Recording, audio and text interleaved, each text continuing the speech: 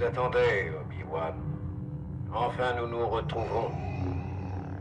La boucle est maintenant bouclée. Quand je vous ai quitté, j'étais votre disciple. Aujourd'hui, je suis le maître. Le maître des forces du mal, Vador. Voilà l'erreur. Voilà l'erreur à ne surtout pas commettre. Voilà l'erreur que Disney a choisi de faire.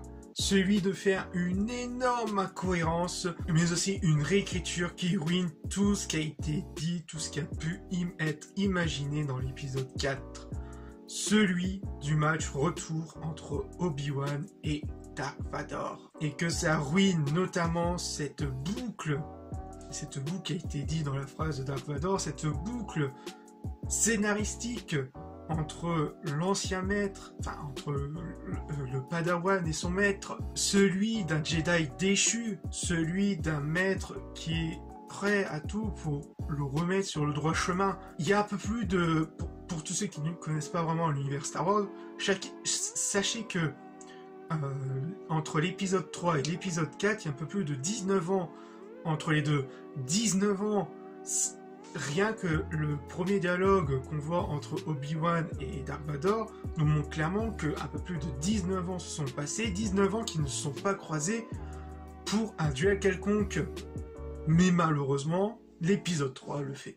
Malheureusement, cet épisode 3 qui avait pourtant si bien commencé, il y avait quelque chose, il y avait de la tension qui se crée au fur et à mesure de l'épisode, même si parfois la réalisation et les mises en scène restent au même par moment, ça faut se le dire, mais il y avait une tension qui montait en crescendo, jusqu'à un moment arrivé à son maximum de tension, qui allait tourner dans un jeu, une sorte de chat à la souris entre Dark Vador et Obi-Wan, qui aurait pu fonctionner, qui aurait pu continuer là-dessus, mais au final, Disney voulant faire son fanboyisme de oui, je déclare moi les termes parce que je suis énervé, mais bordel, mais voulant faire son fanservice, décide de faire ce fameux duel entre Obi-Wan et Dark Vador, qui n'a pas aucun sens, qui apporte beaucoup plus une incohérence qu'autre chose.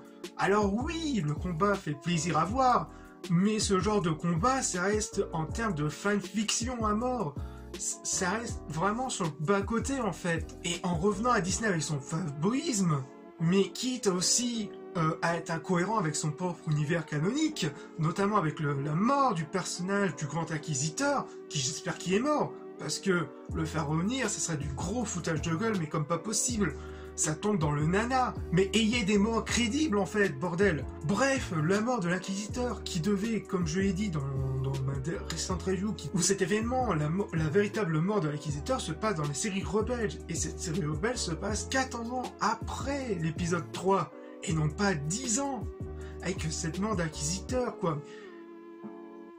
Mais bordel de ayez, je sais pas qu'est-ce qui se passe, je n'en sais rien, ça laisse une hypothèse que Disney fait de la merde malgré de très bonnes histoires, malgré de très bonnes idées.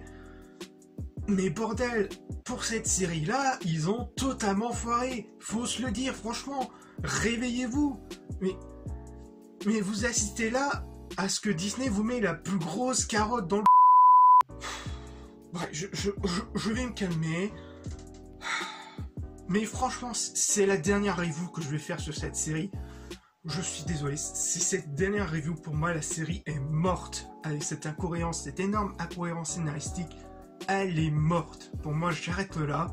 Si vraiment vous voulez que je continue à faire des reviews sur cette série, franchement, allez-y, mais dites-lui ou non dans les commentaires. Au moins, ça aurait été clair.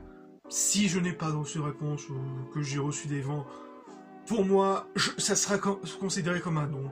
Voilà, pour moi, ça aurait été clair. Bref, voilà, c'était le coup de gueule que j'ai envie de vous faire partager, en espérant que niveau droit d'auteur, ça devra aller. Bref, on se retrouve pour de futures vidéos et de futurs lives sur Twitch. À très bientôt. Peace.